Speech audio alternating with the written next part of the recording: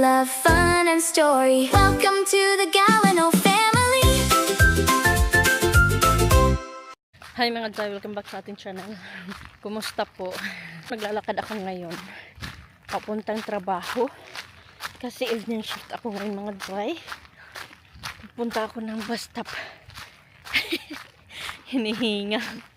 So, in this video, gusto kong i-share sa inyo mga Jai kung lalong-lalo na dun sa mga kababayan natin na papunta pa lang ng Finland. Ano ba dapat or ano ba ang kailangan mong gawin pagkadating mo dito sa Finland? So, ito mga Jai, tips to para meron kayong ideya or kung nalilito kayo or hindi nyo alam kung ano yung mga gagawin nyo pagdating nyo dito sa Finland. So una, kung nandito ka, kung papunta ka dito para magtrabaho or para aral, or kung pupunta ka dito dahil family ties ka, nandito yung pamilya mo. Ayan, so watch this video. Una mga Jai, pagkadating nyo sa airport, pagkalabas nyo, kuha na kayo ng luggage. So paglabas nyo, kung dito kayo sa Helsinki Airport lalabas, meron dyan malapit sa exit na tindahan like Alipa. Yan, grocery store, mini grocery store siya mga Jai. So yung Alipa, nagbebintayan siya ng SIM card. Yan yung una nyong gawin.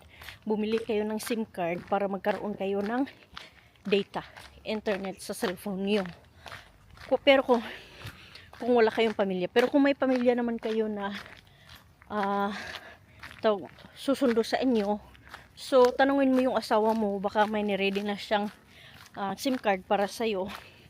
So I think before nung dumating ako last 2023, bumili ako ng SIM card around 25 euros or 24 euros ba yun siya. So good for 1 month na siya na subscription internet. So ganun.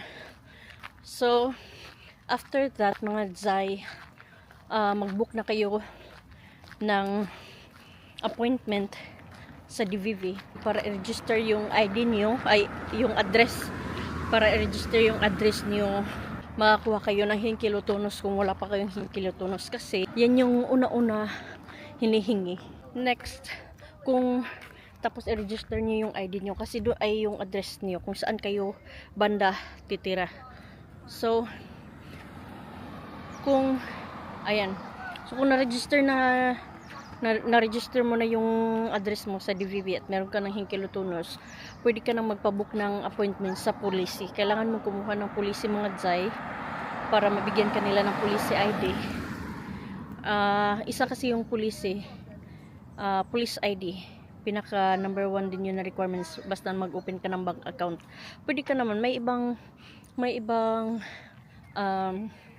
tawag nito, may mga ibang bank na hindi na humihingi ng police ID pero hindi ka makaka-open ng hindi ka makaka-transact online ata.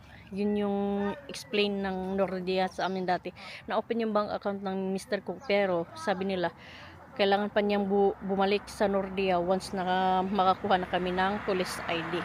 Kasi isa din yun, once kasi may police ID ka ng mga Jai at naka-open ka na ng bank account, so pwede na lahat ng transaction mo, pwede ka na mag-login through bank credentials. So hindi mo siya magagawa kung wala kang police ID.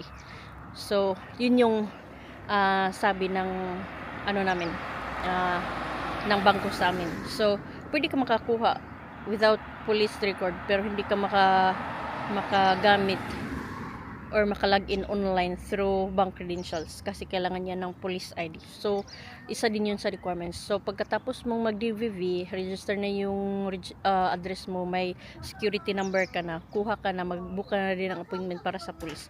So after mo makuha yung sa police mo mga Jai, may police ID ka na, pwede ka nang bumalik or pwede kang kumuha na ng bank account, pwede ka nang mag-open ng bank account sa any bank na gusto mong bangko. Pero yung una kasi naming bangko na inopen ko is Panki.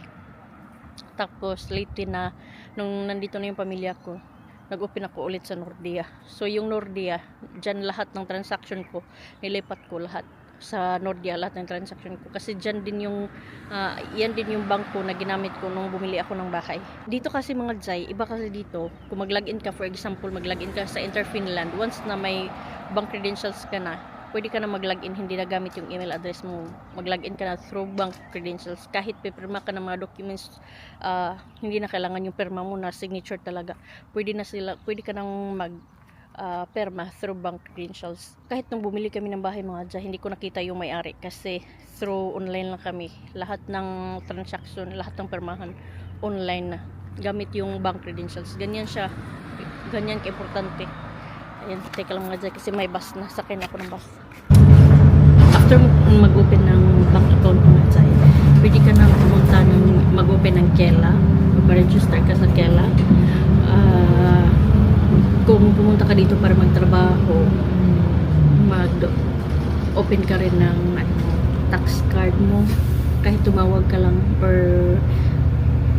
tawag ito, mag-open ka sa Vero Pestifi. Yun yung ano nila dito. Yung Kela card kasi, kila nila dito mga dyan, para siyang PhilHealth. Or mas maganda siya kaysa PhilHealth kasi nandyan lahat yung mga benefits, mga allowances, dyan makukuha sa Kela. Dyan ka kailangan mag-apply. Tapos, kung ano ka rin, kung pumunta ka dito dahil family ties ka, so kailangan mo pa-register sa TE para sa integration. Need mo din yung Kela, lahat. Need mo rin kahit Vero, bank account, lahat din siya. Hinihingi din siya. Kahit student ka, kailangan mo pa rin mag-open ng tax dito. Apply ka din ng Kela. Kung eligible ka, mag-apply ng Kela. So, ganyan siya mga Zay.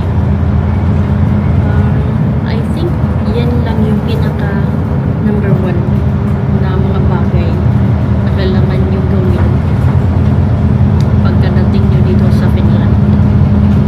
Kasi yan talaga yung mga kailangan nyo. Like sa Kela, kung magkasakit mo kayo or kung may kailangan kayo na mga allowances, student or tawag nito, house allowance, unemployment benefit, nandyan siya lahat. Kung hospital kayo dyan, yan din yung hinihingi. Kung mag-check up kayo, yan din yung hinihingi. Kela card yung hinihingi nila.